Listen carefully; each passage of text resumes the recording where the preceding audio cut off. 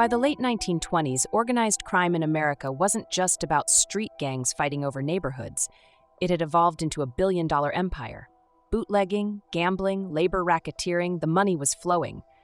And where there was money, there were problems, rivals, informants, guys who got greedy, and the old way of handling things? Too reckless. Bodies were piling up in alleyways. Police were starting to pay attention. The Mafia needed a solution, a clean, efficient way to make people disappear.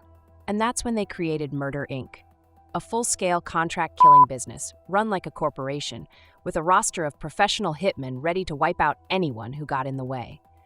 For over a decade, they were the Mafia's invisible weapon. Hundreds, possibly over 1,000 people vanished because of them. And for years, nobody could stop them. Murder, Inc. wasn't just some gang of thugs. It was the official enforcement arm of the National Crime Syndicate, a coalition of the most powerful Italian and Jewish crime bosses in America. At the top was Louis Lepka Buchalter, the ruthless mastermind who controlled labor unions, extorted businesses, and ordered deaths like it was just another day at the office. His enforcer? Albert Anastasia, aka the Lord High Executioner, a man who had no problem getting his hands dirty and would later go on to run the Gambino crime family. But the real killers? They were recruited straight from Brooklyn's toughest neighborhoods, guys with no conscience, no fear, and no hesitation. Abe Reles, aka Kid Twist, one of the most feared assassins in New York, known for handling jobs quickly and quietly. Harry Strauss, aka Pittsburgh Phil, a guy so brutal he preferred ice picks, ropes, and knives over guns. Bugsy Goldstein, Happy Mayone, Louis Capone, each one a professional, responsible for dozens of murders across the country. Their job was simple. You get the order. You do the job. You vanish. No questions, no mistakes, no loose ends. Their headquarters? A little candy store in Brooklyn called Midnight Roses. From the outside, it was just a corner shop where kids bought sweets and old men played cards. But inside, it was a murder factory. Orders came in by phone. Reles and his crew sat in the back, waiting. When a hit was assigned, they'd handle it immediately. And the methods?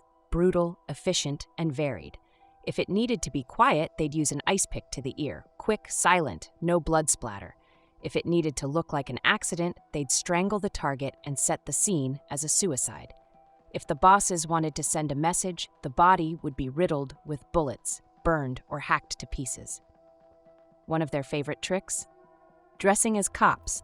A guy would be pulled over, see two detectives walking up to his car, and before he could react, game over. By the mid-1930s, they were handling up to 100 murders per year. One of their most infamous jobs? The assassination of Dutch Schultz. Schultz had been one of the biggest crime bosses in New York, but he made one critical mistake. He wanted to kill a federal prosecutor. The syndicate wasn't having it. Lepke got the order. On October 23, 1935, Schultz and his men were having dinner at the Palace Chop House in Newark, New Jersey. Two hitmen walked in like they owned the place. They pulled out their guns, and just like that, bullets flew.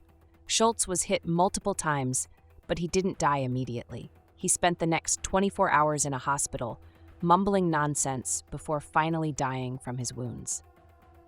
One more name crossed off the list. By the late 1930s, Murder, Inc. was so effective that the police had no idea who was behind all these hits. To the public, it looked like the Mafia had gotten smarter.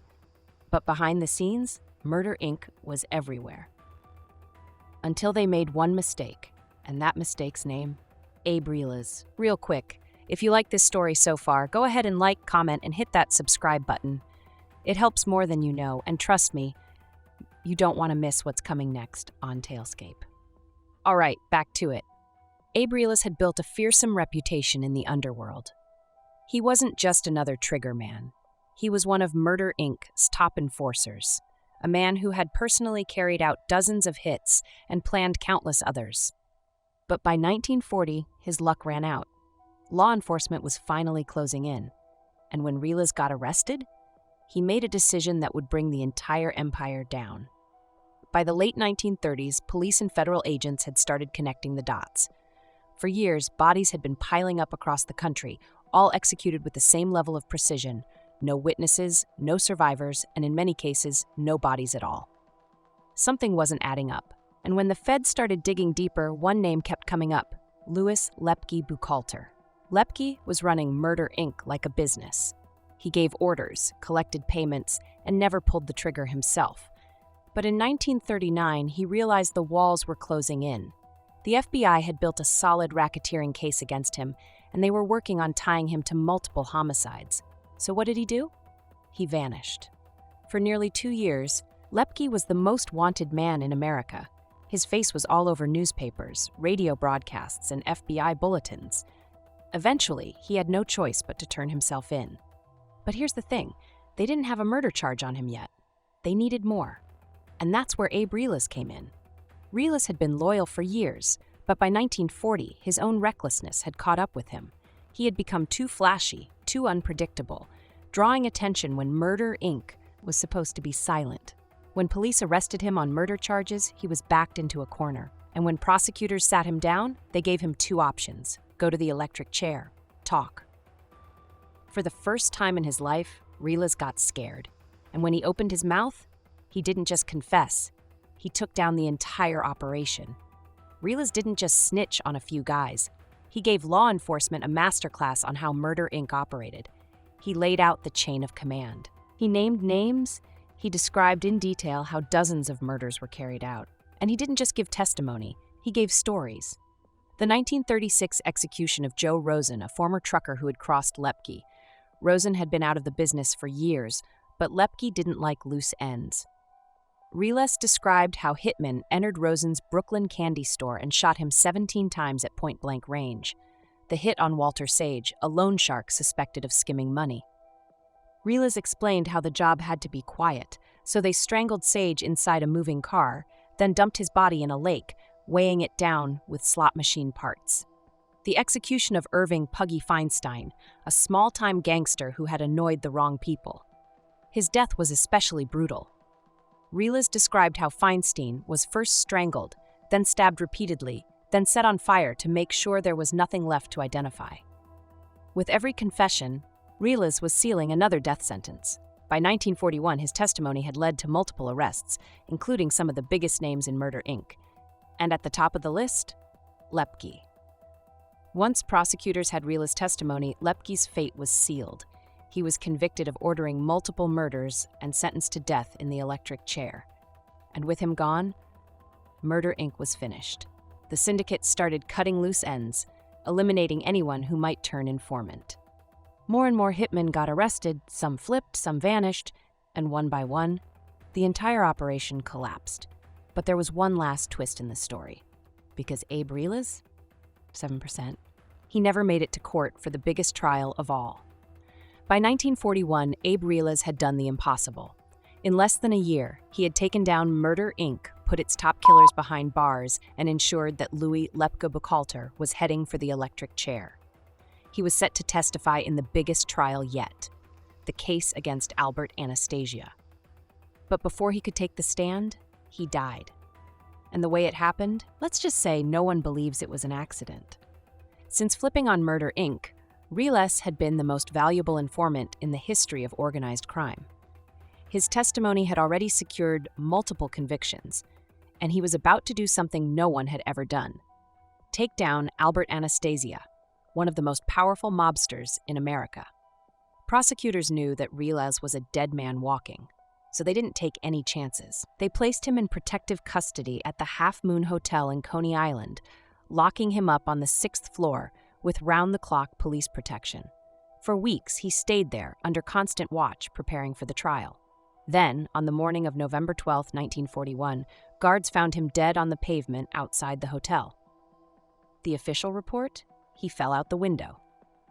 The police ruled it an accidental death, claiming he had been trying to escape by tying bed sheets together. But let's be real, nobody buys that story. For starters, Reles had no reason to escape. He had already cut a deal with prosecutors. He wasn't going to the electric chair. And even if he had tried to escape, why would he go out the window of a 6th-floor room when he had police escorts inside? And then there's the biggest red flag. The window was only 4 feet off the ground. Reles was a small guy, 5'2", barely over 100 pounds, but there's no way he lost his balance and fell out accidentally. Somebody got to him. The mob had a long reach, and Albert Anastasia had enough power to make problems disappear. Even with police protection, there were ways to send a message.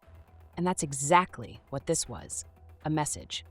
Abe Relis, the informant who took down Murder Inc., he flew out a window before he could testify. And just like that, the biggest case against Anastasia collapsed. Despite losing their star witness, prosecutors still pushed forward.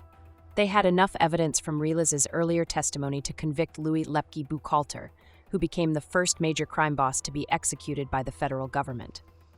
On March 4, 1944, Lepke was strapped into the electric chair at Sing Sing prison, and with him went the last remnants of Murder Inc. Albert Anastasia, however, he walked free. And over the next decade, he rose through the ranks of the Mafia, eventually taking over what would become the Gambino crime family. But the message was clear. Murder Inc. was finished. The days of a full-scale contract killing operation running out of Brooklyn were over. By the late 1940s, the remaining killers had either flipped, fled, or ended up in a coffin.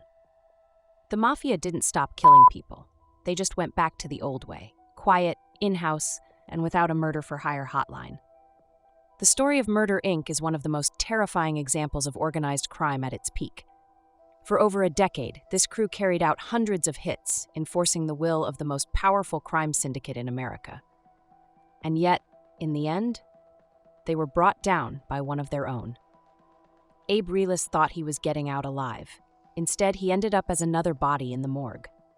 And to this day, his death remains one of the most suspicious in Mafia history, because no matter what the official report says, everybody knows. Abe Relis didn't fall, he was pushed. That's the story. Now I want to hear what you think. Drop a comment below, let's talk about it. And if you liked this video, make sure to hit that like button, subscribe, and turn on notifications so you never miss a story. Thanks for watching. See you in the next one.